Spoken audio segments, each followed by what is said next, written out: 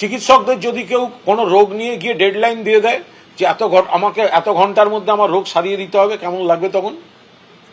একটা রোগ, একটা পরিকাঠামো এত বছর ধরে হয়ে এসছে, যে জুনিয়র ডাক্তাররা এই কথাগুলো বলছেন যে ডেডলাইন ডেডলাইন ডেডলাইন, আমি তাদের বলি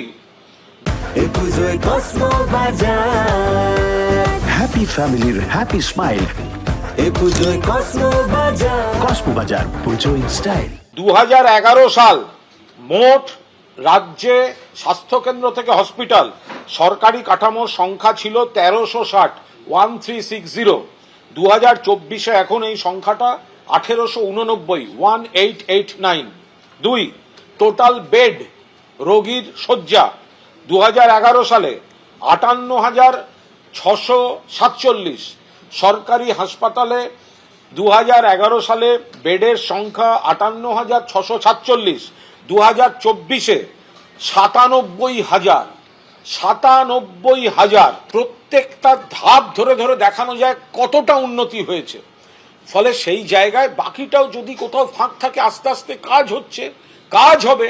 এইভাবে তো ডেডলাইন দিয়ে কোনো রোগী গেল এবং সেই রোগী আপনাকে বললেন যে আমি আপনাকে 7 দিন বদলে 3 দিন সময় দিলাম, আমার জ্বর সারিয়ে দিন, আমার কিডনি ঠিক করে দিন, আমার ব্লাড ক্যান্সার সারিয়ে দিন, এই কথাগুলো বলতে পারবেন?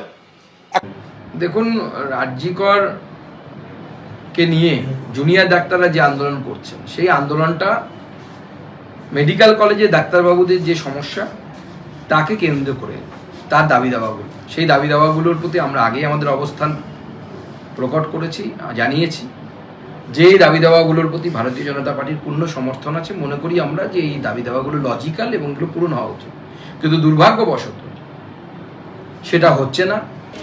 দেখুন, আমাদের দাবি খুব স্পষ্ট। আমাদের প্রথম দিন থেকে যে আন্দোলন চলছে, সেই আন্দোলনে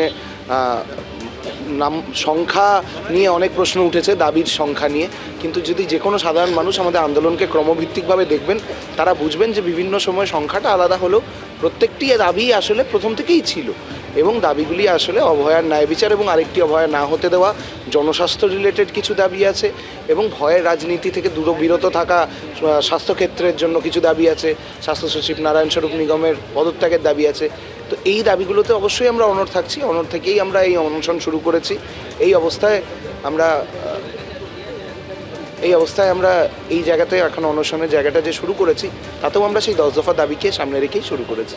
কালকে রাত্রে সন্ধ্যাবেলা একটা ইমেল পাঠানো হয়েছিল কয়েকটি বায়ো টয়লেট নিয়ে কি জটিলতা তৈরি হয়েছে? মানে হ্যাঁ, এটা এমন একটা অদ্ভুত জিনিস, যেটা নিয়ে জটিলতা তৈরি যে হবে আদৌ, এটা আমরা কখনো ভাবতে পারিনি। তো যাই হোক, যেটা হয়েছিল যে ওনারা আমাদের এখানে কিছু সহৃদয় মানুষ আমাদেরকে বায়ো টয়লেট দিয়ে যেতে চেয়েছিলেন, আমরা নিজেরাও অ্যারেঞ্জ করেছিলাম। সেটা অ্যারেঞ্জ করার পর দেখা গেল যে ওটা তারা এখানে অ্যালাউ করছেন না। অ্যালাউ কেন করছেন না? বলেন যে এটা নাকি গ্রিন জোন, এখানে বায়ো টয়লেট অ্যালাউ করা যাবে না। তো যাই হোক, সেইটার জন্য আমাদের সন্ধ্যে 6টা নাগাদ প্রায় একটা ওনাদেরকে মেইল করা হয়, তার উত্তর এখন আমরা পাইনি। তাতে অসুবিধা একটাই, যে এখানে যেসব মানুষরা আসছেন বা আমাদের যারা অনশনকারী যারা আছেন, তাদেরকে বেশ কিছুটা দূরের একটা পাবলিক টয়লেট ব্যবহার করতে হচ্ছে। অসুবিধা নেই, এখন অবধি তো নিশ্চয়ই তাতে চালিয়ে নিতে পারছি। তবে ওই বায়ো টয়লেটটি যদি কলকাতা পুলিশ যদি খুব সহৃদয় হয়ে পারমিশনটি দেন, তাহলে অ্যাটলিস্ট কাছাকাছি একটা জায়গায় সেটা আমরা ব্যবহার করতে পারবো।